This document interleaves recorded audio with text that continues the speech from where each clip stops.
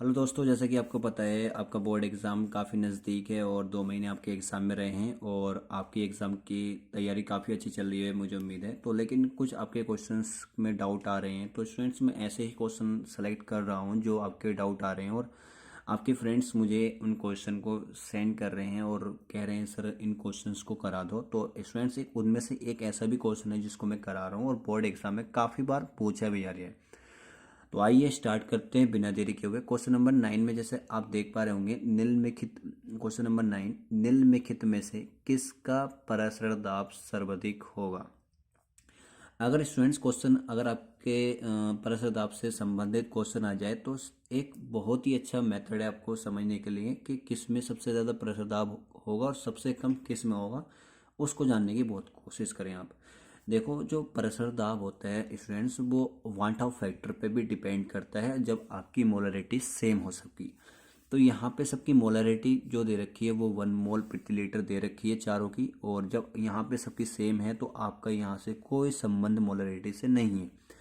अब आप बात आते हैं हम वांट ऑफ फैक्टर में। अब हम ये डिसाइड करेंगे कि जिसका वांट ऑफ फैक्टर ज़्यादा होगा स्टूडेंट्स, उसका परिसर दाब भी क्या होगा, ज़्यादा होगा। अगर किसी का आई ज़्यादा आ रहा है तो समझ जाना उसका पाई भी क्या होगा, ज़्यादा होगा। तो स्टूडेंट्स आइए पहले वाले क्वेश्चन की बात करते हैं। जैसे कि आपको NaCl दे रखा है, क्या दे रखा है स्टूडेंट्स, NaCl। अगर आप इसको माय डियर स्टूडेंट तोड़ने की कोशिश करेंगे तो आप इसको Na positive plus Cl negative में तोड़ देंगे।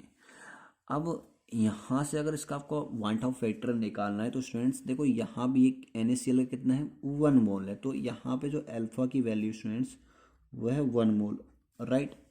अब यहाँ पे देखता हूँ स्टूडेंट्स, मैं टोटल नंबर ऑफ आयंस कितने हैं, 2, क्योंकि एक सोडियम आयन है क्लोरीन आयन है, तो ऐड करूँगा तो टोटल नंबर ऑफ आयंस कितने आ जाएंगे, 2 आ जाएंगे, राइट। और स्टूडेंट्स एक फॉर्मूला होता है वांट ऑफ फैक्टर का, मैं यहाँ पे आपको लिख के दिखा देता हूँ। जो वांट ऑफ फैक्टर के लिए फॉर्मूला होता है वो अल्फा इज इक्वल टू होता है students iota minus 1 divide by n-1, जहाँ पे अल्फा क्या होते हैं स्टूडेंट्स, नंबर ऑफ मोल्स होती है। क्या होते हैं, नंबर ऑफ मोल्स जो यहाँ पे दे रखे हैं 1 मोल। आई एन क्या होते हैं, टोटल नंबर ऑफ आयंस होते हैं। एक आयन सोडियम का है और एक आयन किसका, क्लोरीन का। 2 आयन आ गए इनकी वैल्यू।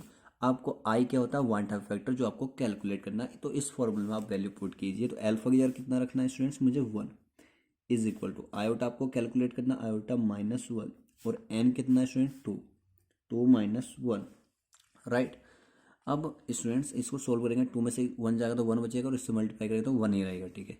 तो स्टूडेंट्स ये आ जाएगा iota -1 is equal to 1, right. ये माइनस के जरिए क्या हो जाएगा, पॉजिटिव हो जाएगा। तो आप तो जानते होंगे, तो कितना हो जाएगा, आयोटा इज इक्वल टू 2 आ चुका है, राइट। ऐसे ही अगर हम बात करते हैं स्टूडेंट्स सेकंड ऑप्शन वाले की बात करते हैं, तो सेकंड ऑप्शन में दे रखा है BaCl2। क्या दे रखा है, BaCl2। अगर मैं BaCl2 को तोड़ने की कोशिश करूँ माय डियर स्टूडेंट्स, तो ये टूटेगा Ba2 पॉजिटिव और 2Cl निगेटिव, राइट। अब जब आप इसको तोड़ लें तो देखो स्टूडेंट्स, यहाँ पे भी इसका 1 मोल है, तो अल्फा की वैल्यू कितनी है, 1 है।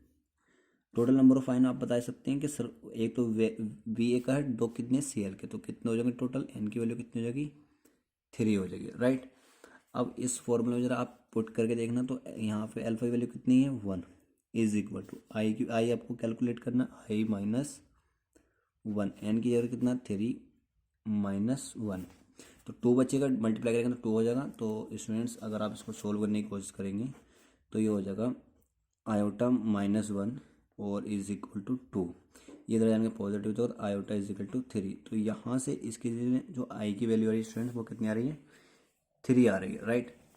अब बात करते हैं स्टूडेंट्स सी ऑप्शन की। अगर हम बात करने की कोशिश करें तो सी ऑप्शन में दे रखा है स्टूडेंट्स 1 मोल NH4 3PO4। तो NH3 4P4 दे रखा है स्टूडेंट्स, ठीक है। अगर आप स्टूडेंट्स इसको आयनों के रूप में तोड़ने की कोशिश करेंगे तो स्टूडेंट्स ये टूट जाएगा, NH3 पॉजिटिव 4 आ जाएगा प्लस, राइट। और यहाँ पे आ जाएगा PO4 और जैसे कि आपने यहाँ पे थोड़ा 2 पॉजिटिव, यहाँ पे ये कितना है नेगेटिव, तो यहाँ पे 4 नेगेटिव, राइट। तो स्टूडेंट्स एल यहाँ पे भी अल्फा की वैल्यू कितनी है 1 है, क्योंकि ये इसका भी कितना 1 mole, right. Total number of ion कितने स्टूडेंट्स 5, 4 और 1 3। तो यहाँ पे एन की वैल्यू कितनी है स्टूडेंट 5, राइट। अगर आप इसको क्वांटम फैक्टर करेंगे तो 1 अल्फा की वैल्यू आयोटा -1, 5 -1, तो बचेगा students iota -1 is equal to 4, right. इधर जाके आयोटा की वैल्यू कितनी आ जाएगी 5, कितनी आ गई स्टूडेंट्स 5 वैल्यू आती है आयोटा की, ठीक है। अब बात करते हैं हम स्टूडेंट लास्ट वाले ऑप्शन की, बात करते हैं Na2SO4 की। जो डी ऑप्शन है स्टूडेंट्स उसको देख लेते हैं एक बार और चेक करके।